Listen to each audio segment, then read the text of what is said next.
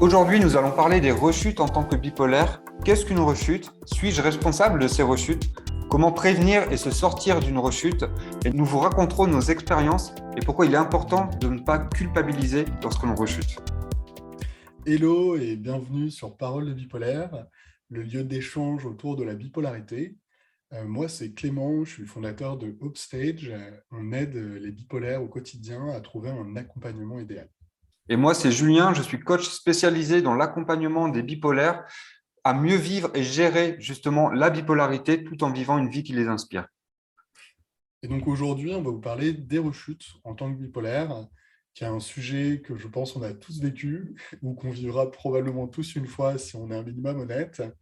Et du coup, Julien, pour entrer dans le vif du sujet, comment est-ce que toi tu définirais ce que c'est qu'une rechute? Alors, du coup, personnellement, pour moi, une rechute, c'est finalement quand on sort de cet espace dans lequel on est dans l'intervalle de stabilité et justement quand on va au-delà de ces limites qu'on aura définies soi-même, ça va dépendre de chacune des personnes bipolaires et ça va être vraiment la sortie de cet intervalle Ouais, de tout à fait. stabilité.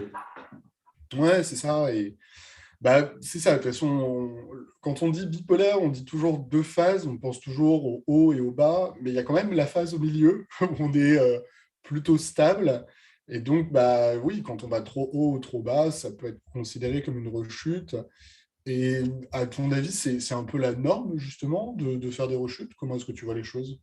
Mais du coup, comme c'est vraiment une maladie qui est chronique et qu'on aura à vie, pour moi, on ne peut pas vivre sa bipolarité sans avoir un minimum de rechutes, surtout au début, quand on est diagnostiqué. Euh, et c'est clair que dans le temps, on va chercher justement à aller de moins en moins vers ces rechutes et on va apprendre à se connaître de plus en plus aussi.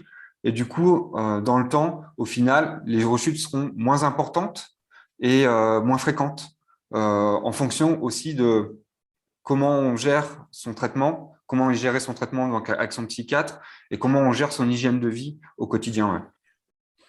Ouais, exactement. Enfin, en fait, les rechutes, ça fait partie de la maladie du bipolaire. Et le tout étant en fait de pas qu'elle soit trop significative. Mm. Je pense que c'est même pour quelqu'un qui n'est pas bipolaire, hein, il va avoir des hauts et des bas. Maintenant, le tout est de réussir à faire que ce ne soit pas trop significatif, mais il y en aura toujours. Et je pense qu'il faut l'accepter dans le sens où c'est comme ça fait partie de nous-mêmes, et ce sera comme ça toute notre vie. C'est vrai qu'il y a une vraie question qui se pose et que moi je me suis déjà posée, c'est un peu la culpabilité. C'est-à-dire que quand on se voit notamment dans une dépression, bah, le fait de se sentir un petit peu mal et à se dire mais oh, c'est de ma faute, je me retrouve dans une dépression, enfin, qu'est-ce que j'ai mal fait, qu'est-ce que j'ai pas bien fait, est-ce que j'ai bien suivi mon traitement, est-ce que j'ai et c'est très dur et généralement, c'est un peu contre-productif. Tu peux peut-être en parler en tant que coach parce que c'est vrai que bah, j'ai été dans cette situation début décembre et tu m'as beaucoup aidé là-dessus, notamment au niveau de la culpabilité, déjà à moins travailler. Je serais curieux d'avoir ton avis justement un peu extérieur. Et ben du coup, ouais, ce qui est assez drôle, c'est que finalement, là, j'ai changé de traitement il n'y a pas longtemps. Et du coup, j'ai vécu cette phase basse et j'ai culpabilisé en me disant, mais qu'est-ce que j'ai fait de mal en fait? Qu'est-ce que j'ai mal fait pour retourner dans une phase basse comme ça et être dans le mal et pas réussir à faire tout ce que je faisais avant comme j'aurais envie de le faire. Et l'idée, c'est vraiment de prendre de la distance avec ce qu'on pense, surtout, c'est particulièrement ça. Et ça peut être par des tournures de phrases, au lieu de dire mais, je suis nul, bah, c'est me dire je me sens nul. Et on peut même aller encore plus loin aussi, c'est je suis une personne qui pense qu'elle est nulle. Et en fait, c'est de prendre de la distance par rapport à ses pensées déjà. Et après, ce qui est intéressant, c'est de remettre sa santé au premier plan aussi et se dire, bah, en fait, ma maladie, c'est une maladie qui est chronique, qui est à vie, et forcément, j'aurai des phases qui vont être différentes tout au long de ma vie. Et dans chacune des phases, je dois adapter ce que je fais au quotidien. Euh, et quand on parle dans une dépression, c'est notamment en faire moins, prendre plus soin de soi et aller dans ce sens et continuer dans ce sens jusqu'à temps que ça remonte tranquillement parce que la dépression, elle part pas comme ça du jour au lendemain. Et après, ça sera d'établir des stratégies de prévention pour éviter que justement ces phases elles soient trop intenses finalement. Ouais, c'est clair, on en vient un petit peu à la prévention et comment faire pour éviter au maximum que ce soit le nombre de rechutes, mais surtout leur intensité. Euh, Personnellement, moi, je pars du principe, et c'est quelque chose que j'ai accepté, euh, en fait, je vais avoir ces phases. Donc, je sais pertinemment que je vais avoir des phases hautes et des phases basses, plus que la plupart des gens. Maintenant, comment est-ce que je fais pour que ces phases ne soient pas dangereuses pour moi-même et pour les autres? Et puis, surtout que je ne les vive pas mal. Donc, bien sûr, éviter les hospitalisations, mais aussi éviter de faire souffrir ses proches ou même soi-même. Et ce n'est pas uniquement des choses horribles, ça peut être le fait que quand on m'appelle et quand je suis dans une phase basse, j'ai beaucoup de mal à répondre au téléphone, mais au moins, je vais envoyer un message.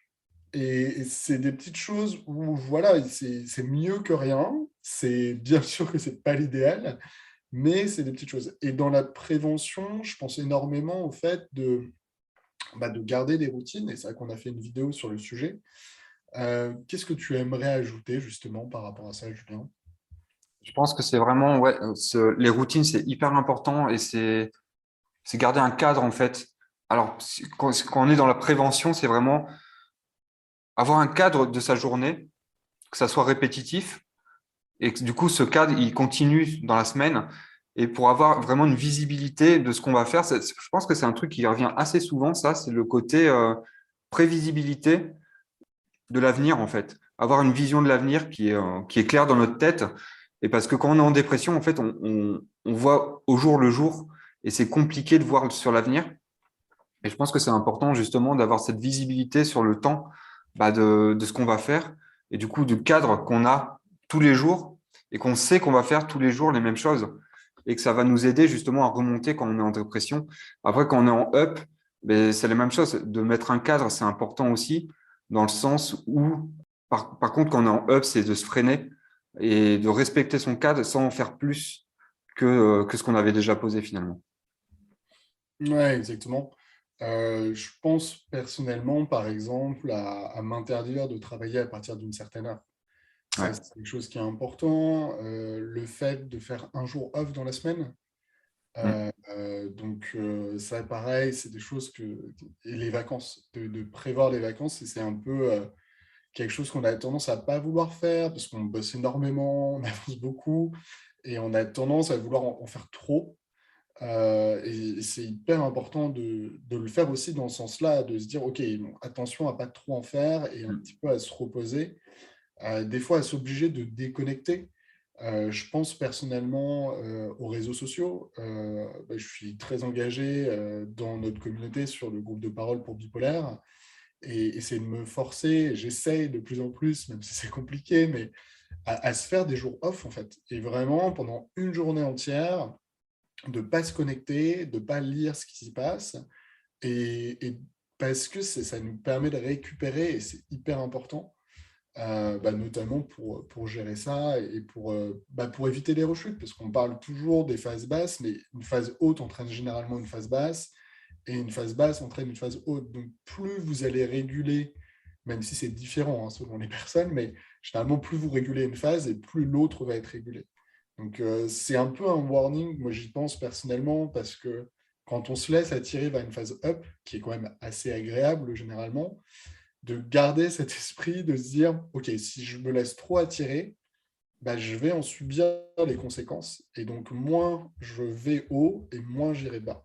Et c'est pas facile à se dire, hein. Clairement, c'est quand on va trop bien, on n'a même pas l'impression que finalement on est dans une phase qui est haute.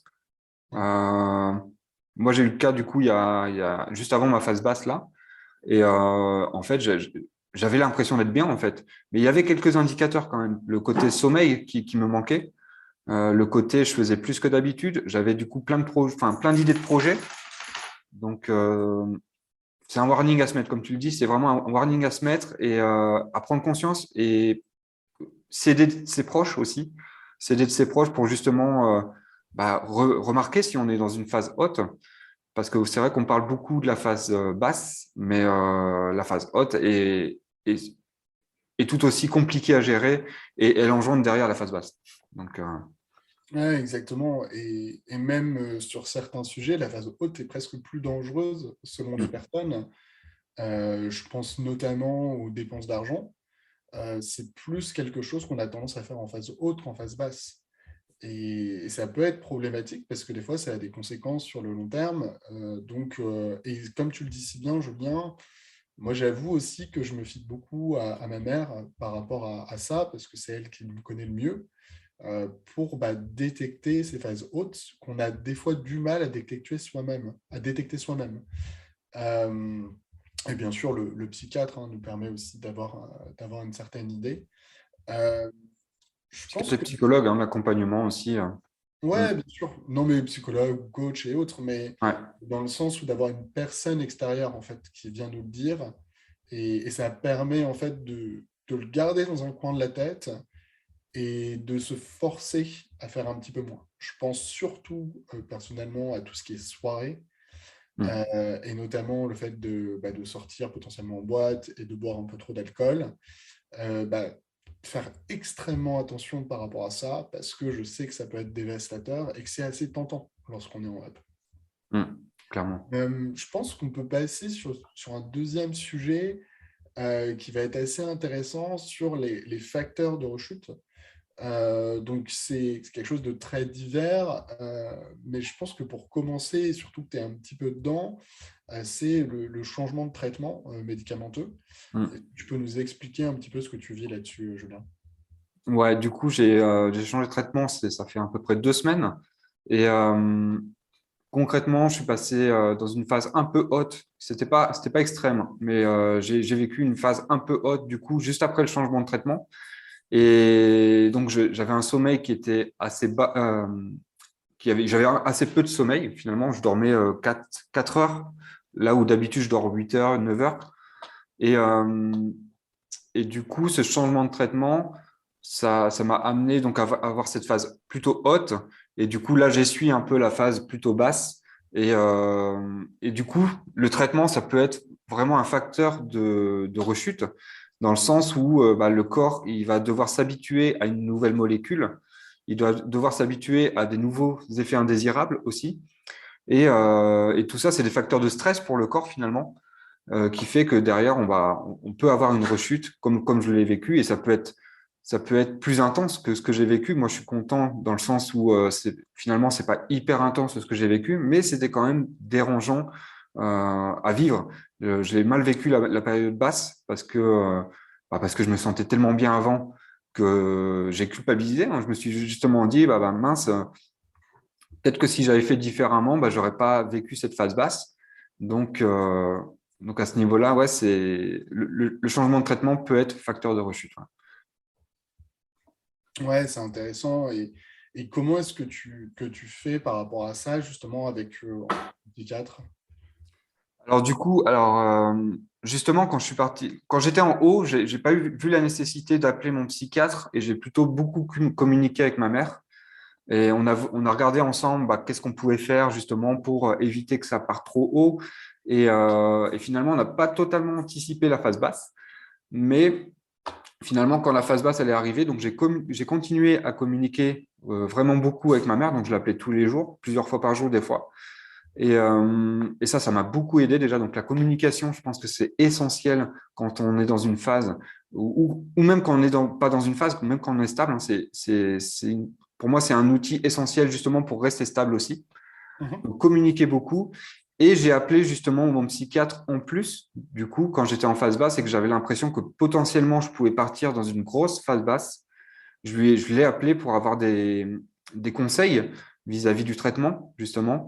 Et donc, il m'a conseillé d'adapter mon traitement en fonction de comment je vais aller dans l'évolution. Et du coup, on a décidé avec mon psychiatre, du coup, d'augmenter un petit peu par exemple, l'antidépresseur. Le temps que je le revois, du coup, je le revois assez rapidement parce on a mis des rendez-vous qui sont assez proches, étant donné qu'on change de traitement. Et donc, c'est vraiment la communication, donc que ce soit avec ma mère et avec le psychiatre, justement pour adapter en fonction de la phase. Ouais, c'est des bons conseils et je pense que c'est important, voilà, la communication, bien sûr. Si on revient un petit peu aux facteurs de rechute, Et si euh, je peux rajouter un truc, juste, c'est vas-y. aussi, j'ai continué mes routines. J'ai continué ma routine et ça m'a beaucoup aidé aussi, dans le sens où quand j'étais en bas, du coup, ça fait, alors on va dire que ça fait une petite semaine que je suis plutôt bas. Là, ça recommence à remonter et ça commence à être plus agréable, du coup. Mais le fait d'avoir continué mes routines, surtout celle du matin, donc le matin, je médite, je vais promener mon chien, je lis un peu. Enfin, j'ai toute ma routine du matin qui me prend 1 heure et demie à peu près, et d'avoir gardé cette routine et aussi d'avoir gardé une routine de sport. Donc, j'ai adapté dans le sens où je n'ai pas fait du sport aussi intense que j'ai pu faire avant, mais j'ai couru un peu moins longtemps, mais j'ai quand même été courir, j'ai été à la piscine, j'ai gardé des sorties, j'ai été au potager. Donc, d'avoir vraiment gardé des routines de mouvement, finalement, ça m'a permis vraiment de remonter tranquillement et peut-être plus rapidement que si j'étais resté dans mon canapé toute la journée à culpabiliser. Hein. Faut se dire qu'on culpabilise beaucoup quand on est en dépression. Donc ça m'a vraiment bien aidé aussi. Ouais. Ouais, non, mais tu as raison, hein, le fait d'aller promener ton chien et toutes ces choses-là qui font que tu gardes un certain rythme. Et c'est comme tout, plus tu laisses aller les choses et généralement, plus c'est compliqué de remonter ensuite la pente. Et ce que tu as fait, c'est que tu as réussi à garder justement des bases et tu as tout de suite réagi. Et c'est ça qui est essentiel quand on est bipolaire, c'est de savoir qu'on est justement dans des situations où il faut être très réactif, surtout au début d'une phase. Parce qu'une rechute, ça arrivera. Par contre, si entre guillemets on est très proactif et qu'on réagit dès le début, quand on n'est pas encore trop bas, généralement les solutions sont beaucoup plus simples à trouver que lorsqu'on laisse un petit peu les choses aller. Et généralement, il peut y avoir des séries de mauvaises nouvelles, parce que là, c'est comme ça que ça se passe dans le monde actuel où si on a du mal à travailler, ça peut amener un arrêt de travail, qui peut amener ensuite le fait de perdre son emploi, et ainsi de suite. Et c'est là où ça peut devenir catastrophique. Donc, ouais, ce que tu as réussi à bien faire là-dessus, c'est tout de suite d'augmenter ta communication, le fait et puis d'échanger avec ton psychiatre. Donc, ça, c'est vraiment très bien. Et il y en a d'autres, un petit peu des facteurs de rechute. Je pense à tout ce qui est événement stressant. Je pense au fait, par exemple, je sais pas, une rupture avec sa copine. Ça peut être aussi même le fait de perdre un proche, que ce soit de la famille proche ou même un ami. Toutes ces choses-là, ça peut être quelque chose bah, de très dur à vivre, et déjà qui est dur à vivre pour n'importe qui, mais qui d'autant plus pour nous en tant que bipolaires, bah, va avoir un impact encore plus significatif. Il peut déclencher une phase qui peut être haute ou basse. C'est ça qui est assez étrange, c'est que parfois, ça peut être quelque chose de dur, et pourtant, on ne va pas être en dépression, on va plutôt aller dans une phase haute. Et c'est compliqué, enfin, je ne l'ai pas vécu au niveau d'un mariage, mais je sais que ça peut arriver d'aller à un mariage, d'être triste, ou à contrario, d'aller à un enterrement et d'être heureux.